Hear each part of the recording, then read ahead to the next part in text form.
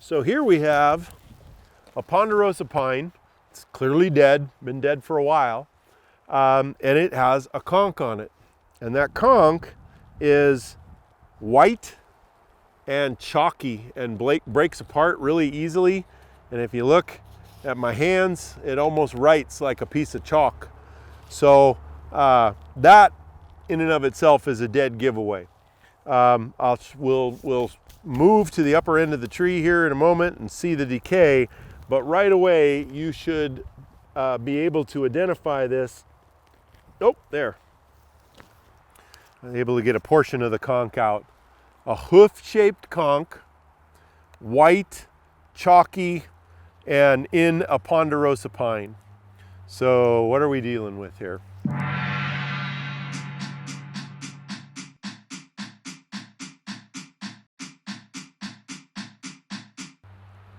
Okay, if you said brown trunk rot or Fomitopsis officinalis, you're right on the money. This is the quinine conch or quinine fungus, and we had a discussion about this. We said that quinine was a drug that was used to treat malaria. This conch is not a source of quinine for treating malaria, but the mycelium of the fungus is bitter. And early naturalists and folks who were describing this tasted the mycelium and said, oh gosh, this is so bitter, it reminds me of quinine. And that's where the name quinine comes from. And the other common name is brown trunk rot. And if you guys have thumbed through your field guide and looked at heart rots, you know that there's brown trunk rot, brown crumbly rot, brown cubicle butt rot, and brown shows up in all these names. So again, they can be confusing. Fomitopsis officinalis. It's officially not quinine. This is how I remember this. So Fomitopsis officinalis. Let's see if we can take a look at the decay. So here we have the upper end of this tree with Fomitopsis officinalis, brown trunk rot. And you can see that it is in a very advanced stage of decay. And so much so that the cubes have literally turned into almost, a soil-like material.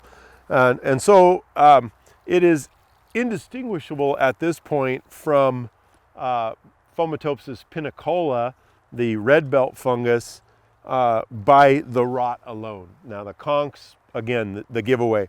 Also the location. We can see that this rot operated on the heart of the tree and did not operate on the sapwood. And so we have an intact sapwood shell around a rotten, hollow interior.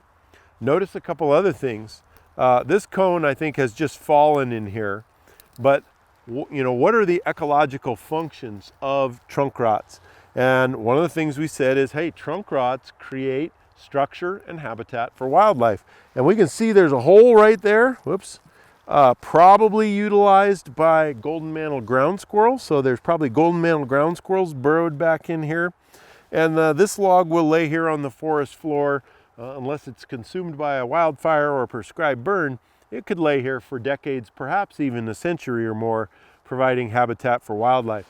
And I point out this cone because one of the important functions of these hollow logs is as cone caches or cone storage places for squirrels that do store cones. And the main one here would be the Douglas squirrel. You can also see that the limb cores are intact in here. And the limb cores are very interesting because they are saturated with resin, and the fungus does not operate on them very well. So you will find these limb cores intact, and in a standing snag, those limb cores end up being perching sites or roosting places for birds. So this tree standing up hollow with the trunk rot also has other opportunities for wildlife to use it. So brown trunk rot is one of the primary ways in which old growth forest trees get hollowed out and made available for pileated woodpecker, flying squirrels, Vos's swift, northern spotted owl has been known to use trees with this brown trunk rot, and more. So there's a whole host of wildlife that benefit from this. From a management standpoint, this is not a rot that forest managers worry about if you're managing stands for less than 150 years. Stands cut on rotation shorter than that will not experience much in the way of volume losses to this disease.